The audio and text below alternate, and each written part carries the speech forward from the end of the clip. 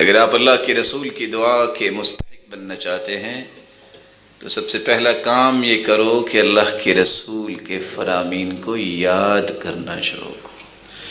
نضر اللہ امرأ سمع منا حدیثا سمع مقالتی سمع منا شیئا، تینوں روایتیں ہیں۔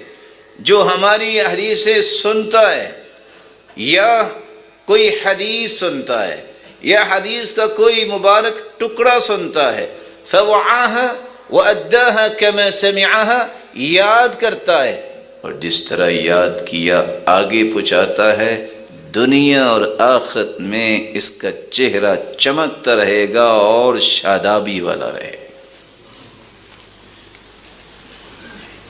اگر اللہ کے رسول کی دعا کے مستحق بننا ہے تو دوسرا کام، رحم اللہ عبدا قال فغنم او سکت فسلم، اے اللہ اس بندے پہ ہر وقت اپنی رحمتوں کا نزول فرمانا جو بولتا ہے تو اتنا اچھا بولتا ہے کہ اس کا اجر لکھا جاتا ہے، خاموش رہتا ہے تو اتنی اچھی اس کی خاموشی ہے کہ اللہ ذوالجلال اسے محروم نہیں کرتے بلکہ برائیوں سے بھی محفوظ کر دیتے۔ اس لیے تو سلف دعا کیا کرتے تھے، اللہم اجعل بسمتی عادہ، اللہ مسکرانے کو میری عادت بنا، وحدیثی عبادہ، میری ہر بات کو عبادت کا درجہ عطا فرما، اتنی اچھی بات میں کروں، وحیاتی سعادہ، اور میری زندگی کو خوش نصیبی کی زندگی بنا، وموتی شہادہ، اور موت آئے تو شہادت کی موت آئے۔ آپ نے دعا دی ہے، اللہم بارک لامتی فی بکورہا، اے اللہ جو صبح کے وقت کو استعمال کرتا ہے اس کے ہر معاملے میں برکت فرما۔ فجر کی نماز کے بعد کا وقت بڑا ہی خوبصورت وقت ہے۔ صحابی ابو صخر الغامدی جو اپنے غلاموں کو بھیجا کرتے تھے، جب یہ حدیث سنی تو انہوں نے فجر کی نماز کے بعد کام شروع کر دیا۔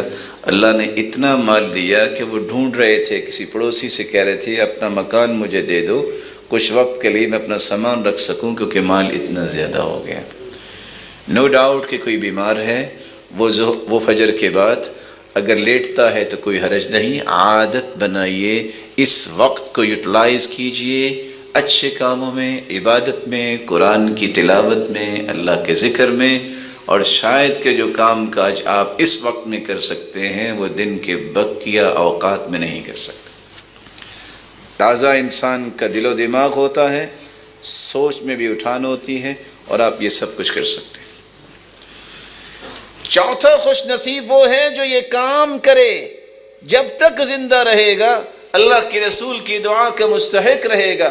رحم اللہ رجلا صلی قبل العصر 4، اے اللہ رحمتوں کی برکھا برسا جو عصر کی نماز سے پہلے 4 رکعتیں پڑھتا ہے۔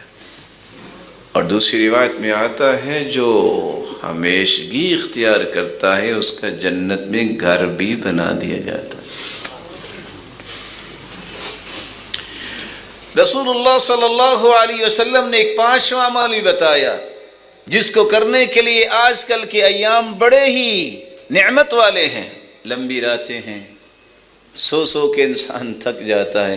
رحم اللہ رجلا قام من اللیل فصلى وایقظ امرأته فإن أبت نضح في وجهها الماء، اے اللہ اس مرد پر رحمت کی برکھا برسانا جو اپنی گھر والی کو اٹھاتا ہے تہجد کے لیے، خود بھی تہجد پڑھتا ہے، اس کو بھی اٹھاتا ہے، اگر وہ پس و پیش کرتی ہے تو پانی کا چھڑکاؤ کرتا ہے۔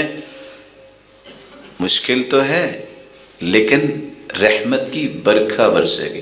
وَرَحِمَ اللَّهُ امْرَأَةً قَامَتْ مِنَ اللَّيْلِ فَصَلَّتْ وَأَيْقَظَتْ زَوْجَهَا، اللہ ایسی عورت پہ بھی اپنی رحمت کی برکھا برسانا جو تہجد پڑھتی ہے اور اپنی خامن کو اٹھاتی ہے، اگر وہ پس و پیش کرتا ہے تو پانی کا چھڑکاؤ کرتی ہے۔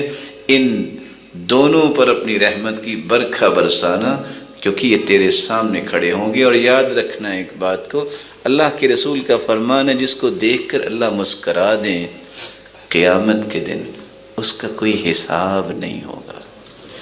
اور پھر فرمایا کہ 3 لوگوں کو دیکھ کے اللہ مسکراتے ہیں، ایک وہ جس کے پاس نرم و ملائم بستر بھی ہے اور اللہ نے اسے خوبصورت بیوی بھی دی ہے، بچے بھی ہیں، سب کو چھوڑ کر اللہ کے سامنے کھڑا ہو جاتا ہے تو اللہ فرشتوں سے کہتے ہیں دیکھ رہے ہو نا، یہ چاہتا تو سویا رہتا، یہ میرے لیے کھڑا ہوا ہے نا۔